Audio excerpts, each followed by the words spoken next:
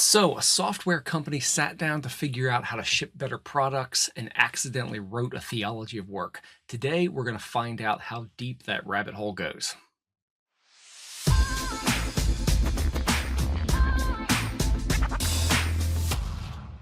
What is up, folks? Welcome to FaithWorks Lancaster's Conversations on Calling podcast.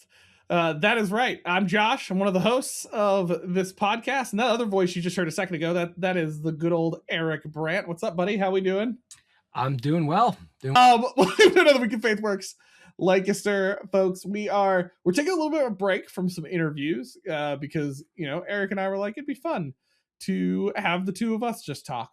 Before we do that, I just want to send out a few reminders that make sure you subscribe to the podcast. If you're listening to us and you like listening to us and you want to hear us again, or even if you're listening to us and you don't like listening to us, I don't care. I would just like you to subscribe. That'd be super cool, whichever you'd like to do. Yeah, throw us a bone. You can find us at YouTube, LinkedIn, Facebook, or Instagram. You can find us all at FaithWorks Lank. There, you can also find us wherever you listen to your podcast, Spotify, Amazon, Apple. There's a few other weird ones that I don't actually recognize their names, but if you listen to us there, you can subscribe to us there as well at FaithWorks Lank. But this week, like I said, Eric and I want to kind of talk through a little bit some more, go back to kind of a personal story and a more personal impact that's affected the way we look at faith and work and how we look at work in general. And that's classically, as it would be, a book that influenced us in this direction. And so I'll hand it off to you. And Eric, we just lost half our listeners. We lost half our listeners. No, this is actually this book's got drawings. It's if you don't like, I don't know why I'm assuming our listeners don't want to read. I don't know. I'm sure all of you do, but if you don't, it's got drawings. It's not a hard book. But I'll throw it over to you, Eric, because I'll give you credit for finding this book. Even though I think I took it to the next level once we found the book, I'll give you credit for finding the book and bringing it to us. Yes. Yeah. Well, first of all, probably in truth, our listeners are more avid and dedicated readers than we are. So anyway, all you or at readers, least than out half there, of us. I don't know if you can faithfully say that about you, but for me, for sure. I don't know, probably that's an easier bar. Yeah. Anyway, let us know in the comments. Are you a reader or not? But anyway, so here we are. So at the start of the episode, I mentioned a software company figuring out a way to ship better products. So the personal side of this, how we came to this particular unnamed book that we're going to mention in a moment here, is Josh and I were working together in online education, building and managing online courses, really digital products. And we had a really skeletal process, if you could even call it. It's rather generous to call it this, but we had something so that we could actually... There was a start and there was sometimes an end. So it's a process. Yes, exactly. Right. And it was a bunch of reasons for that, right? So anyway, we needed to move to something that was more formal and disciplined. We were really, as a team, as a department, moving into a more mature state. And the demands on our department were growing. So we had to deliver greater quality and quantity than we ever had before. So it was, our skeletal process had met its match. It couldn't take us any further. So we needed to go somewhere else. So as it happens, we were using a project management tool out there, Basecamp. You basically either love Basecamp or you hate it. And we remain in the love it camp. Love you guys, 37 Signals.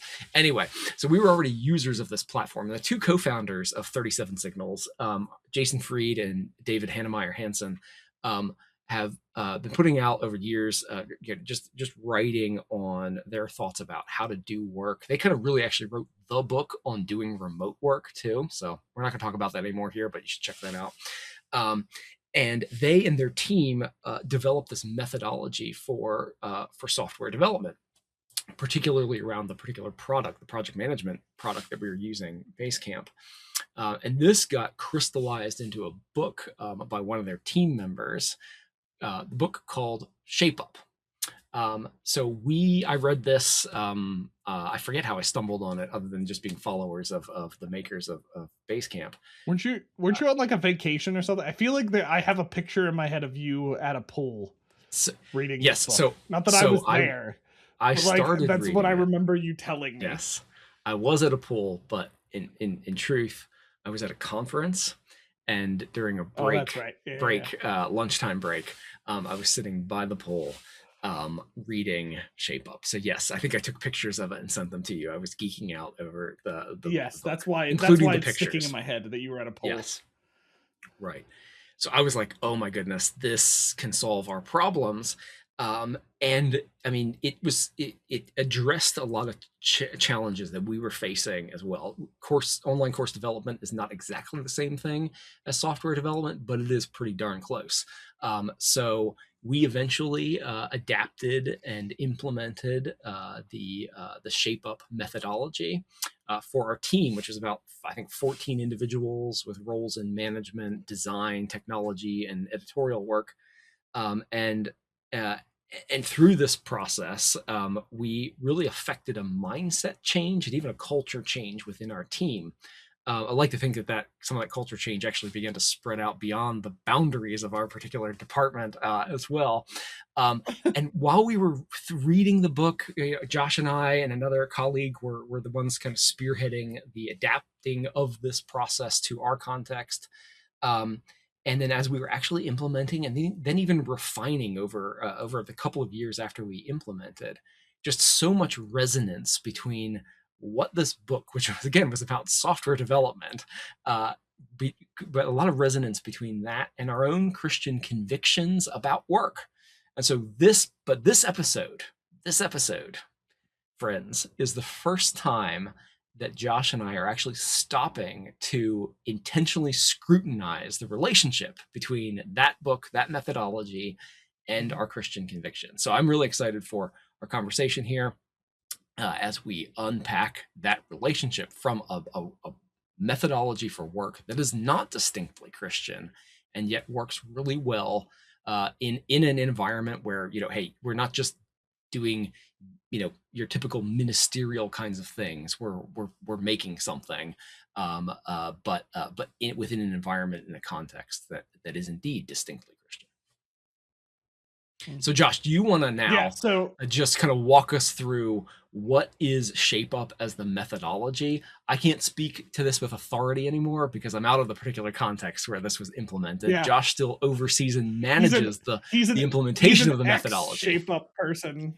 Exactly. Yes. um, Yes. yeah, he's a shape up person at heart, but he's in an Mhm. organization who's not currently doing it.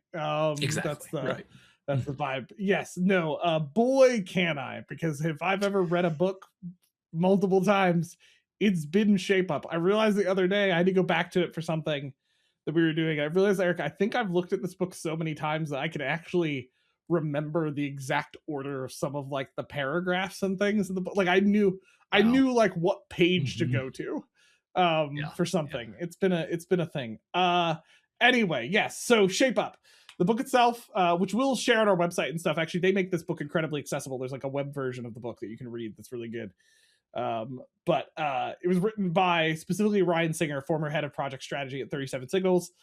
And they come from this general perspective, right? Again, remember they're working in software development, though I think this is true of just a lot of organizations in general. So as you're listening to this might hit home maybe a little too much. But they claim there's kind of two modes of failure essentially that people end up falling into at one point or another when trying to get work done. They either drown in backlogs of work, so whether it's you actually literally have a backlog or you just have like, we all know what that's been like, you moved the same task for the past 3.5 weeks. It's this idea of just having like a ton of work and it just never seems to get smaller. You never seem to get the things done that you want to get done. Or running into this kind of frantic way of doing work, where they talk about this idea of 2-week sprints. So what Eric was referencing earlier is, if you're familiar with any kind of project management stuff, there's a form of project management called agile project management, and there's a form under that uses this idea of basically doing your work in every 2 weeks. And while this model is interesting, They argue that it's not enough time to really get anything significant done, and it's often why teams feel like they're constantly shifting from one task to the next constantly, and they're never really like getting something significant finished. And then the other, while they kind of these two modes of failure, the other thing they reference is, or you just fall into just like never producing anything that's finished. Like you're just constantly doing, or you've never, or your list of projects gets longer and longer every year and you don't seem to ever actually finish what's there. If any of that hits home for you, that super hit home for basically Eric and I all the time. And I still see it. Now that I know how Shape Up works, I get more annoyed when I see it. But I see it everywhere. That this is a reality in work. Like people are either constantly spinning their wheels or they're just constantly frantically moving from the most urgent thing to the next urgent thing, right? And so what they propose in this book is a third way of doing this that involves 3 different phases. The first is what they'll call shaping. So basically senior people, leads on a team that can look differently in different scenarios. For them, it's their senior team. They privately work up an idea before it's ever scheduled with anybody, and basically they kind of map it out. One of the things Eric and I really came to appreciate in this process was something that they would call like fat markering. Basically, like you'd roughly map out what you wanted, right? And so for app development, like that's literally fat marking out like what the app could look like. But for Eric and I, a lot of times that was like drawing weird things on digital whiteboards that visualized what we wanted, or like whatever it was. It was essentially you would try to shape the idea. And what is really important about this idea is that they will talk about, which is what I really grabbed onto over the years, was like shaping the problem. So understanding what you're actually trying to solve, and then shaping a basic picture of a solution. And then basically saying to how much you're going to commit to that, which they have kind of like a cycle system that they use. So they have a system that involves doing work every 6 weeks and then taking a 2-week break in between, which they call a cool down. So they basically say how, like, what cycles they're going to commit to. And then they, more importantly as well, they put at the bottom of the document that they call pitch when the shaping process. They'll put at the bottom what they're not doing. Right? Where's the things that you could rabbit hole yourself out to and get unfocused on, or focus on the wrong areas. And so if they know that stuff ahead of time, they'll put that in there. It moves to a phase then called betting, which is not gambling. At least I'm pretty sure they don't actually gamble money in this scenario. They did not share that in the book if they do. Which we came to call something else that we might want to share later. I don't know if I want to share right in a second, but we should offer the trigger warning to folks beforehand. Sorry. The word betting. This is not gambling. If you have a problem, call the number at the bottom of the screen. But anyway, back over to you. But no, what this is a small group, usually the same people who shaped out work. They're the ones that sit around and basically they commit to those different projects based on the light pitch that they create that has those elements I just described, done during the shaping process. They don't leave until they figure those things out. They pick them. And then it moves into the building phase, which is where they hand off the project. It's scheduled. They hand off this pitch document that lays out everything they shaped, but again, very high level. They hand it to the project team. There's not a list of tasks. It's just basically, here you go. You get the next 6 weeks to work on this project by default, right? And the whole concept that they're putting behind all of this is they'll often use this idea called appetite, which is basically saying, like, we don't want to spend more than generally a 6-week time frame on anything we're working on, and we want to be able to define it in a way that somebody can start something and finish something at the end of it. One of the things they often reference in like their podcasts and stuff that auxiliary go to the Shape Up that I always appreciate about them is that like they basically say we're addicted to getting things done.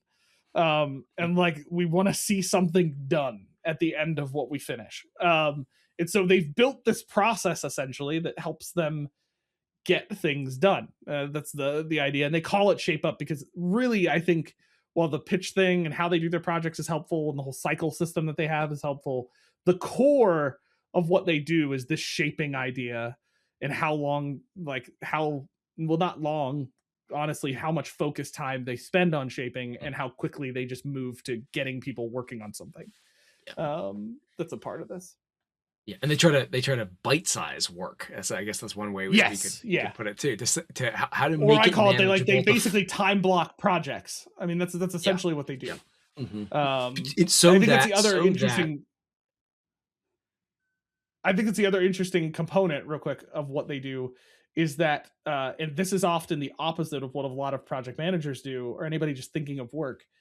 They don't ask how long is the work going to take us. They say how long are we willing to do this, and then they define what they can get done during that time frame. So it becomes less about what they could do and more about how much time we're willing to take doing this. exactly. And then that kind of reverses it. And I Yeah. think that was the interestingly opposite way of thinking that really honestly grabbed a lot of us when we started looking at this. Was we thought that was an interesting way to kind of think about work Hmm. differently. Can I mention just a couple things real quick that kind of begin to Yeah, transition from the process? Because I think you did a great job explaining what this basically this methodology is. If anyone listening is interested in that, again, we'll point you to the resource, the book itself. yeah, But before we actually transition to the rest of our conversation, I'll say that just from my kind of senior leader position, what some of the things that attracted me to this one was actually I clarifying reasonable work and getting things done, right? Because I had a big concern at the time about the well-being of the team that I was responsible for supervising and leading. And so I wanted us to be make meaningful contribution to our organizational context. And I wanted us to get things done. But I wanted us to get things done that we were proud of, right? So we needed the time to do good work, but we needed to not just keep doing things and never finish anything either, right? Because not only does that not help your organization because you're not delivering product, you're not shipping something, but also it has a hugely negative impact on team morale. An individual contributor, their sense of the contribution that they're making to a team. So people need things to be done, not just to be seen as productive, yeah, but to actually have the satisfaction that they're making a meaningful contribution. And so there were so many reasons centered around that why this method seemed like it would be such a helpful thing for us to put into place. And I'll stop there because we're going to get into some other aspects of this. But Josh, thanks so much for walking us through the shape up methodology. Now, as we said earlier, Shape Up isn't a Christian book, right? So you're not going to find Bible references in it. I'm not saying that the book or 37 Signals are hostile to Christianity either. It's just not. It's not within their consideration, and that's fine. That's good. Um, yeah. but it is so They don't start deeply the book going, "We don't like Jesus. This is how you get work done." No, I'm just exactly joking. right. Yes, exactly. But it's so deeply concerned with how human beings actually work together. That's actually a big part of the 37 Signals Mhm, company culture as well. Particularly, and again, this comes out in Shape Up, just qualities of our values of honesty, trust, commitment, dignity, and rest. Josh, you mhm, mentioned, and we'll probably talk about this a little bit more later on, but their movement in 6 week cycles. So they move in 6 week cycles with a 2 week cool down period between each 6 week cycle. Um, which is really helpful because as an organization, then they have periods of work and periods of rest or refocus as work teams, and that became a huge thing for us in our team as well. And so, as I've already kind of beginning to allude to here, the just aspects, values within this methodology that kept touching on the territory of Christian faith and practice. Again, not exclusively, not distinctively, but there's something subtle, there's something there. And so, what we would like to do through the rest of this conversation is really kind of like a live experiment in unpacking or bringing kind of like a biblical imagination to our daily work through the practice of implementing and living in this a particular methodology. I am by no means saying, I think Josh would agree with me here, we are not saying that if you are a Christian in the kind of knowledge work that this sort of methodology would work for, that therefore you should be doing this. We're not saying that. We're saying this is one way. with that, we do want to kind of frame this a little bit as how to think Christianly about about working in a context, even utilizing, in this case, a methodology that's not distinctly Christian, that's not lifted from the pages of the Bible. How can we still think, use this, bring this into our thought and our practice in distinctly Christian ways? And so I have a little bit of a framing that I want to offer for that. But I think it might be helpful before I do that for us to just talk about a general theological reality or concept Mhm. that we need to consider here. And that is really it's the doctrine of common grace. And so I thought, Josh, maybe could you just unpack for us briefly what is common grace? How does that kind of set a foundation for us to work off of as we think about engaging something not distinctly Christian in a Christian way? Yeah. So, I mean, as we've talked about in this podcast before, I think what's interesting every time you start to talk about like faith work integration or just how we integrate our faith into a bunch of different things, um, there, I think, can often get lost like this idea that you don't have to just look to Christian things that were created to find out this information. And part of the reason this does come from this idea of common grace that Eric just referenced here a second ago. And while this is a much broader theological term than what we're just talking about, common grace is, for those listening who might not know that term or understand it, it's generally referring to kind of the grace that is of God that's common to all of humanity, right? That's shown indiscriminately to believers and unbelievers purely by the fact that we're created, we're all made in the image of God. While sin warps that and affects that, there still is grace that extends to all of us. It's not the same as the grace shown and saved that we are saved through by the work of Christ. That's not what we're talking about here. That there's just universal salvation. That's not a thing. But we're talking about this idea that it's this kind of it's often described kind of this non-saving, kind of restraining gift of favor from God. Right. And so what I think this really talks about here that's important, well, there's a lot of different elements to common grace. So those are my fellow theologians or so listening who feel I've missed something. First of all, you can just email us and let Eric or I know. I'll forward it to Eric. But then also, I'm not going to get to every piece of this. This episode isn't purely about common grace. I think why it's important for us as we're talking about this, as we're talking about looking at something that comes not from someone who follows God, who is a believer in Christ, is because while our world is fallen, sin is all through it, that we are all sinners. There's still this genuine grace that's been given that by being inadvertently people living in God's world and made in his image, that God still bestows gifts on all people. And so it's this idea that an unbeliever can still do truly good and beautiful things, even as somebody who's totally depraved and separated from Christ. Um, they can still do these beautiful, true and beautiful things because God's goodness is all through creation as well as us as his created beings. And so what this inadvertently means is that like there's lots of ways people do good stuff at work. It's not like everybody who's not a believer is just a horrible person. That's not true. Also, believers are horrible. We're all horrible people. We're all fallen. That's why we need Jesus. But it doesn't mean that only people following Jesus can do good. In fact, all of us can as created beings, right? And so why this is important is because things that can be created by people who even aren't creating it with God in mind will end up creating good and beautiful things that still reflect God's goodness and the work that he's doing. And so as believers, we have to look at those things and not just throw them all out. There's lots of good things that we can acquire and learn from those areas. And so this is why common grace is important, is we're talking about how we integrate faith and work, because there's a lot of good things in the work environment that we can pull that do good and reflect God well in what we're doing. Now, I think, Eric, you have an interesting perspective on how this plays out by looking at Daniel and how they end up doing this in Babylon. I mean, this is an example of Old Testament going back in history a little bit.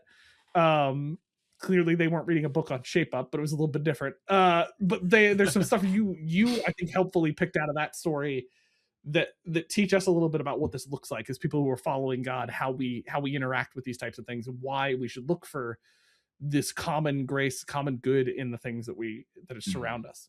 Yeah. So this is coming from my days working in higher ed, and specifically in the area of faith and learning integration. But I think it works here in the faith and Mhm. work integration space too.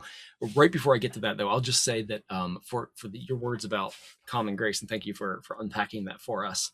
If people want to meditate on this biblically, in Matthew 5, it's a great place to go for this. Mhm. Late in the chapter, Jesus says that the Father causes his Son to rise on the evil and the good, and sends rain on the righteous and the Mhm. unrighteous. And so in that is really kind of the essence of this theological concept of common grace, that God cares for and provides for the good and the evil, the righteous and the unrighteous. So again, that aligns Mhm. exactly to what Josh was saying here. So that's going to matter here, for what I'm going to frame out. So I want to take us to Daniel 1. I'm not going to unpack this deeply. Go and read the chapter on your own. I certainly encourage you to do that. But I think there's a framework embedded here, or at least the whispers of a framework that can be helpful for us. So context for Daniel 1 is God's people, the Hebrews, have been brought into Babylon in exile for their disobedience. This is the context of Daniel in the lion's den, of Shadrach, Meshach, and Abednego, and the fiery furnace. Those stories. So here are these four men. So Daniel, Shadrach, Meshach, and Abednego, or Daniel, Hananiah, Mishael, and Azariah. And they're exiled along with their people into Babylon, and they're enrolled as kind of identified as young men who might be good uh, uh, leaders, of the Hebrew people under the Babylonian authority. Uh, and the program is designed to assimilate them into Babylonian life, culture, religion. And they really navigate that experience in three distinct ways. And this is the frame for the rest of our conversation here, and for just thinking about and engaging with this generally. One is they accept certain things. They learn the language and the literature of Babylon, including things within Babylonian literature that would be genuinely repulsive or odious to devout Jews, without withdrawing, without protest, right? So they engage that. They don't say, ooh, that's not our literature or our history. We're not going to learn that or engage that. And through this, God blesses them. He gives them knowledge and understanding of all of this Babylonian literature and learning. It as if intellectual engagement with foreign wisdom isn't inherently compromising. Okay, so now Babylonian, the religion, the literature of Babylon is a lot worse and a lot more antithetical to the Christian faith than Shape Up is, right? So if they could do it with the Babylonian literature, I think we could do it with Shape Up and lots of other things beside, right? So you could replace in this conversation, you could replace Shape Up with any project management, work leadership, book, anything. There are certain aspects to accept because of common grace. Josh's point earlier.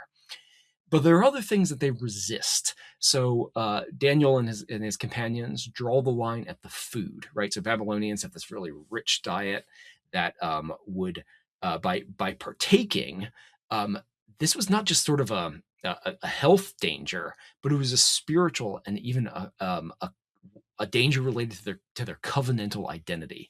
There's certain laws regarding what kinds of food can be consumed within the Israelite code, and so for them to violate that would be a disobedience to God, and so they resist certain expectations, but they don't do it in a confrontational way that backs their boss into a corner, but as a negotiation. If you recall the story, Daniel says, "Let us eat vegetables, for 10 days, and you all keep eating your rich diet, and we'll see, and then test us, to see how fit and capable we are." And then the third move here is they infuse, they bring things together. So they bring their humble dependence on God, which requires them to resist certain things, but then they work within the system. And in that test, they are found to be 10 times better than all the enchanters in the kingdom. So by accepting, by resisting and those things together, infusing their experience with their faith commitments, they outperform the system from within it. Okay, so those three moves: accept, resist, infuse. That's our posture. That's the posture that Josh and I are taking as we think about this. And this is really not even specific to Shape Up. I think one of the reasons we wanted to have this conversation was even beyond this. How do we think about engaging a wide diversity of thinking, of frameworks, of methodologies, of practices about work from a distinctly Christian perspective? How do we bring that to the table? So we want to engage Shape Up specifically here seriously and on its own terms. We want to accept what's there to learn. We want to notice where it might compromise something essential. We're going to resist that. And then we want to bring our convictions to bear as a lens to see more clearly, and actually the aim, the telos, the goal that we have of this work. It's not to implement Shape Up, and it wasn't to implement Shape Up. It was to do good work driven from Christian motivation to glorify God, to serve our neighbor, and that neighbor being the end users of the products that we were producing and the people who worked under us. They were our neighbors too. And by serving them, we were serving God. And so that frame there of accept, resist, infuse, I think is really helpful. It's been really helpful to me, at least over the last several years, of thinking about how we bring our faith, Christian convictions, and practice to bear alongside, cultural realities, even down to things as specific as work methodologies. Yeah. And I think that's been even like Eric and I said, while we were doing this of looking at Shape Up and what we did at the time when we implemented it in the team we were in, we didn't actively sit down and think through this structure as we were looking at things, right? It was already kind of something a little bit baked into some of how of us were thinking. And as Eric and I have had time to reflect, I mean, this is really kind of what we tried to do in some of these areas. So what I think would be helpful is going down through here a couple elements of the Shape Up process that we ultimately kind of reviewed. We accepted some elements of it. There are even some elements I think we resisted some pieces here. We could probably talk, Eric, a little bit too about how we didn't fully adopt their everything can be done in a 6-week cycle system perfectly.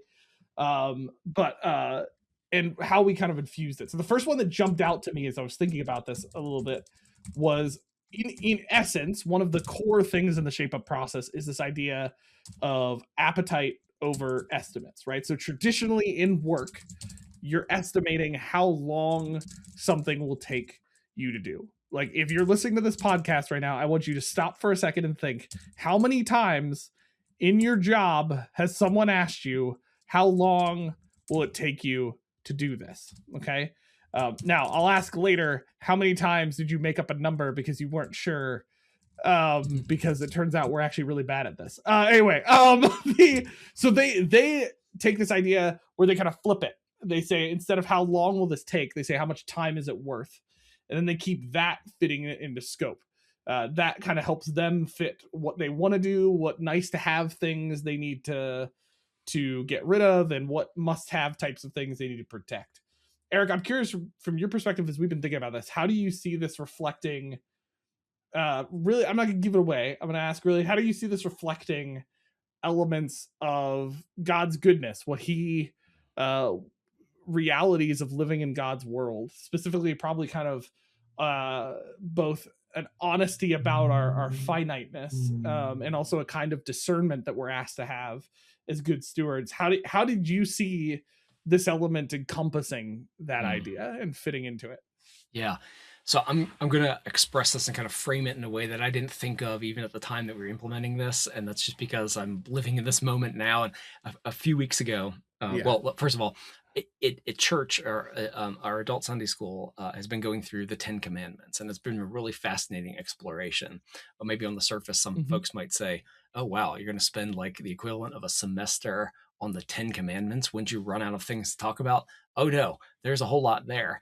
And so actually, as I think about the it took the Israelites a whole Old Testament to not get it. So I feel like, yeah, right. Exactly. Yes, exactly. But at the end of the day, there's a simplicity and there's a complexity. Right. So anyway, yeah. but but just and I had the privilege of, I was asked to come in and teach on one of the commandments, the commandment not to steal. And so not stealing and not coveting, actually, it's two of the commandments come to mind here as I think about this. Appetites over estimates. On the one hand, um, regarding really the 10th commandment, the final one that we've talked about most recently in church, is you shall not covet. There's a sense here in which, appetite is a practice of contentment here, right? So framing it this way is to say, we value time and we're going to commit a certain amount to something and no more, right? We're going to fix a limit and we're going to release what doesn't fit in that. It's trying to confront, in a sense, trying to confront covetousness in organizational life. So uh, yeah. So, and I think that we in order to not covet, we need to discern in this context, discern must-haves from nice-to-haves, and that's a big part of the whole shape up framework too. And shaping work specifically is saying, what is this time worth? And therefore, based on that, what time are we going to give it? The other thing I want to say is uh, uh, approaching work this way, and saying that we're going to take the time that we have, the limited time that we have, seriously, and we're going to invest it where it matters most, and we're going to take the time to think about where that time investment most matters, is a way of living in faithfulness and in compliance with the 8th commandment, you shall not steal. And this is kind of where my mind went to first. Think about it this way. So Josh and I had responsibility for team members and their time. And we were joined by other leaders within our department who also had responsibility for people's time. And we were the group of leaders who had to make the decisions about where those experts' time was going to be placed. We had a responsibility not to steal from our organization, who had hired and was compensating these individuals, right? So in order not to steal from our organization, we had to take we ought to have taken a really deliberative approach to how we invest and use their time. And this appetite framework that we got from Shape Up was, again, now with language that I didn't have at the time, I would say it was a really helpful way for us to practice an approach to people's time and investment to meaningful ends that was really an effort not to steal. No, I love that, and because you talk about this a lot in context when you were still at LBC with me, and then also and since then, it's like we often view like stealing and coveting as just like money things, but like time, how we give our time to our work, to the employer who's paying us, how we steward that time, those things all matter, and all again come back to some of what we've talked about in past episodes. With like Chris, for instance, it comes to mind is thinking about some of this is not just being nice at work. It's about how your own view of the world and yourself and God informs the actions that you take. And so, like truth, she gave the example of truth and love informing how you give feedback and things like that. The idea of stewardship and not stealing and discernment should also affect the way we look at how we use our time, what we do with our time, and what we do with the time of the people we're leading, if we're leading teams or we're working with or we're collaborating with. That all matters as well. I also think something, Eric, that stood out to me as we've thought about this a little bit too, and this is a very real thing for me, given something that I was thinking about today. I think the other thing that always stood out to me about what I liked about the whole appetite, how much time is this worth versus asking how much time will this take, is there's this element of an honesty about our finiteness as human beings in this, right? I think the biggest failing we can have in project management, here's a good hot take for you as Christians who manage projects, is we get this arrogance that like we're God, we can say how long things are gonna take to get done. Like, it will take me this long to get this thing done. I'm convinced 90% of the problems that happen on any project at any organization is that we tried to be God and we're just really bad at it, even on a small scale, which is predicting how long creating a website will take. Like, these things, we're just not good at it. We're not good at that element. And so what I've appreciated about this appetite thing is it just accepts that we are finite human beings. Yes, we're created in the image of God. We have a lot of things we're gifted with, but we are not in control. I was just thinking, somebody shared a quote recently of the CEO of NVIDIA, who's said a lot of fun things in the last couple of years, but is constantly in the news because of AI. And he was recently quoted with a statement about NVIDIA saying, "We don't prepare for the future; we make the future." No, you don't. God does. So this is why Sorry, we NVIDIA. have sorry, incorrect. So wrong answer. This is what I love so much about the appetite thing, is because it recognizes, we don't know the future. We don't know what's going to happen. We don't know 6 months from now what's going to happen. And that doesn't mean you don't plan. It doesn't mean you don't think ahead. It doesn't mean you don't do any of those things. But it does mean when we're tackling work is that the question is not how long will this take? The question is, how much time do we have to commit to this as good stewards of our time right now? And if that's the question, I found that we're a lot better at answering the question of, okay, if that's how much time we have, what could we try to get done during that period of time? And the beauty in this principle is that even if you answer that question incorrectly, you'll start to find out and you change and you adapt. And it becomes much easier to focus if you've already defined what matters the most, and you've defined the time you're willing to sit into it. This is a bit of a soapbox for me, and it's probably one of the things I probably like the most about Shape Up, is just because it's like this is just a reality that we too often forget in our work.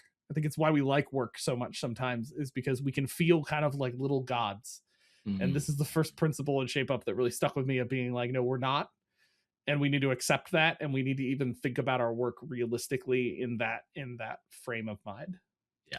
And again, in fairness, so the author of Shape Up doesn't explicitly say, you are not God, but written throughout is this understanding. And again, this is based on a practiced methodology that was implemented well before the book was written. But it's recognition of our limits and how these are actually good things. And also even just things like all your time should be put into work, right? So Josh, kind of continuing in this on this thread here of good project management. How does a Christian manage a project is a really interesting way to approach this consideration. And again, I just keep going back to the second table. They can start by just doing that. Sorry. the amount of not project management that exists in Christian organizations. Just start by using that word. That would be great. Sorry, continue with what you were saying. That's okay. This, as you can see, or you can hear, Josh, this is an area of passion for him. Project management. Yeah. It is for me too. And what we share then is thinking about this Christianly too. And I just keep going back to again, because it's fresh on my mind here now, but the second table of the 10 commandments, that, the first 4 commandments are kind of really about our relationship to God. And then the last 6, there's a transition one. And then the last 6 are really about our relationships with each other in order to support the flourishing of our neighbors. And so this appetite piece was really key. We mentioned this before, but this the cycles framework of 6 weeks working on a dedicated project, 2 weeks of smaller work, or a shift time into 6 more weeks, and then 2 weeks, and then 6 weeks. While the 2 weeks in between isn't necessarily rest, so to speak, in the sense that you're just kind of off of work, I will say that in practice, it kind of became that for a lot of people. It was gratifying to Josh and me how often people would align their vacations to those 2 week cool downs, or those break times between the 6 week cycles. We didn't require that, but it certainly helped people identify, okay, when is the best time for me to step away? And I think that was a some really of us who were really committed to it left at the end of a cycle That's right. Some people actually just some of decided us. they set their end dates. Some people. Yes, some people did that. Some people did not do that. We were not going to name any names here, Josh, right? But anyway. So another thing I want to go to is I don't think we've mentioned this yet in this, but they have this commitment of the circuit breaker that, Josh, if it's all right with you, I'm going to talk about this now. The idea is that if you say your appetite for, if a team says that the appetite for this particular project is in fact 6 weeks of time, because that's how much time it's worth, then they give it that time. And if something's going wrong, obviously people are in conversation, they try to adjust, and they hammer the scope, or they reduce the scope over the course of 6 weeks so that they can still deliver something meaningful at the end of that period. But if they run up against the end of their 6 weeks and they're not done, that's a sign that there's a problem. And they cut it off. They end it. And I was going back to the commandments again, thinking about this. And I think that the circuit breaker, even as hard as it is to implement that was a real challenge for certain team members to say, tough. "Oh, we're not done yet." No, you are done. You're finished. You may not commit any more time to that, because we need to figure out, have you done good enough work, or is there actually a problem with, and maybe it was a leadership problem in terms of what we proposed, what we thought was reasonable, or a lack of clear guidance or feedback that was given. But in any case, implementing the circuit breaker, saying after 6 weeks we end this because we have other things we need to move on to 2 weeks, 2 weeks later. Isn't that an exercise, an application, I should say, of the 9th commandment? You shall not bear false witness. Right? Because otherwise, if you say, "Oh, this is going to take us this amount of time," and then you get, you let it take longer, and then it's running into other commitments that you're not able to fulfill. So maybe it turns you into a liar, in an organizational context where there's high demand. In order not to bear false witness, when you say you're going to do something, commit to something, do that, and then when you say it's going to end and it's finished, have it be that way, even if you need to arrange to come back to it and refine it again at another point. But so as not to bear false witness, to do this truthfully. And as you think about any kind of project management tool out there too, the way that we visualize or represent progress on a project, not even just an end, like a harsh thing like a circuit breaker, but just how you do it. There's something in Basecamp specifically called the hill chart, but it's basically just a way of visualizing the progress that's being made on a project. And again, lots of tools have different ways of doing that.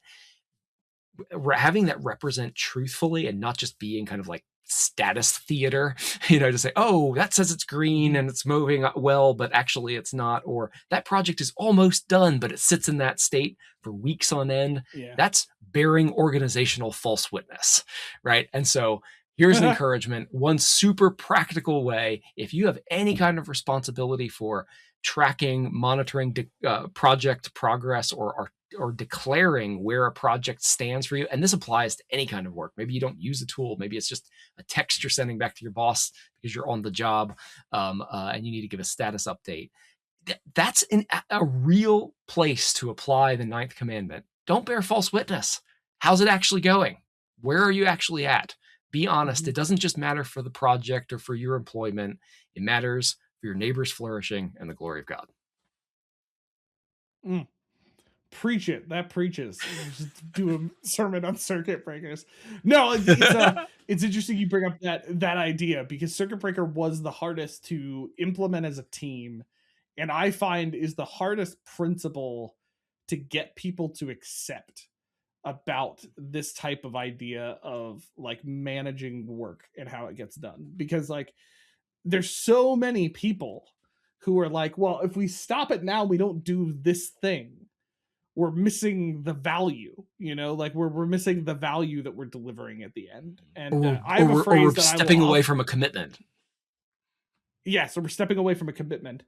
But we all like hyper hold up the commitment of the end thing we said we were going to do, but we like completely just don't care about deadlines the second it's not students in school. That's what I've always found really funny about professors. We all really care a lot about deadlines for submissions from our students, but then the second we get into work, it's like deadlines stopped mattering. And we just don't care about that stuff. But the reason, like, people will make jokes about this with Eric and I, is like we were both very passionate about hitting deadlines and doing that stuff. And it's not just because I want to be able to say I got something done at a certain time. It's because, like, to me, when I commit to getting something done by a certain date, for the most part, unless it's certain things, you know, that are clearly just different priorities in life. But when it comes to it work, like, it's like, if I say I'm going to get something done by a certain time, I take that very seriously, because it is a commitment. It is something that I have tried to commit to. And Right. the So, idea so if behind I the could say, circuit just breaker, interrupt real quick, Josh, and just say the commitment is not just to do something, deliver a particular product, yeah, but the commitment is to do it within a particular time frame, right? And so yes, it's not just a single commitment here. You have to negotiate and work through to honor both aspects or yes, both sides of that commitment, right? yeah. And so I think the thing that's helpful about the circuit breaker thing is, it is kind of this idea of holding fast to that. If I say I'm going to finish up this thing by this point, even if the thing isn't exactly perfect or the way we wanted it to be, that it's viewed to be better to go, we'll cut this off in a place that it can be okay for right now. It's not saying we never come back to it or we never deal with it, but it's acknowledging we have other things we also have to focus on, and we don't want to negatively impact those things as well. And so we'll stop where we can. It's not saying you just, like, give somebody something that's totally unfunctionable. That's not what we're talking about. But it's about this idea of trying to figure out and build into the way you do stuff a way to kind of let go of it if it doesn't hit everything you thought it was going to by the time frame. And this just seems to be the hardest thing for people to let go of, is that. And I also think there's a biblical principle here of, again, coming back to our finiteness. A lot of the stuff with work, in my opinion, is accepting our finiteness, because, like, we just have to accept that nothing is ever going to be perfect. Nothing is ever going to be perfect. It's never going to be completely done until the day Christ returns. And so, like, if we made something that makes whatever that thing is that we were trying to deal with better than what yesterday was, and then it's worth it. We've done something. It might not be the absolute most perfect or even best solution it could have been. But Eric knows this. I often say this. I've said this quite a lot on the work I've been doing related to AI. The bag of the bag of what we're delivering now is better than the bag of nothing we currently have. Like, that's what I'll constantly reference. So, like, it may not be perfect, but I can tell you what's not perfect right now. Like, right now, Yeah. it's not perfect. So, like, Mm-hmm. it's okay accepting that. And I think that's what I've liked so much about the circuit breaker, is it enabled our team especially to finish up things that may have not been absolutely perfect, but move on to something else that was important, because that thing didn't exist either. Yeah. Yeah. And so we needed to get that thing in place too. Yeah. Sorry to talk over Yeah. you. Can I just add a thought related to this too? So I'm as a recovering perfectionist, Josh doesn't suffer in some of these same ways that I do. But as a recovering perfectionist, No, I didn't. I also going to try to make a theological case here that that desire to deliver the perfect thing, I think it's a holy longing. It's a longing in the right direction, no, right? 100%. We want to do something, Yeah. and again, made in the image of God, called to make things, to create, to steward creation.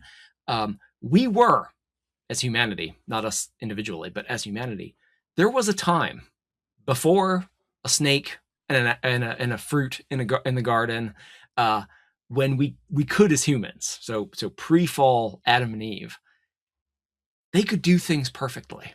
It would have been everyone's heaven, obviously, well, on earth, but everyone's, the perfectionist's heaven in particular, to be able to do things perfectly with excellence all the way, not having to negotiate or redefine, and that, not having to worry about a circuit breaker or a 6-week cycle or whatever. But the story of Scripture, the history of redemption, shows us that longing, even though it may be a holy one, as I think it is, it's not reality. It's not the reality that we live in. We're incapable of that. And while we do need to seek the kingdom of God, right, and move in that direction and work redemptively in the world, we need to recognize our limitations, as you've been saying, that we can't do do it all. We can't do it perfectly. And so we need to live within those limitations. We need to live within the context and the reality that we find ourselves in now. We are longing for the perfect. We are, in fact, distorted. That doesn't just affect our minds and our hearts, it affects our doing, it affects the things that we produce. So, not being content with that in an ultimate sense, but saying, for now, this is as good as we can do. And recognizing and taking that longing and the loss of what we weren't able to achieve and convert that into this eschatological hope. Someday, when Christ is returned, when the new heavens and the new, when we occupy the new heavens and the new earth, we will be able to create perfectly.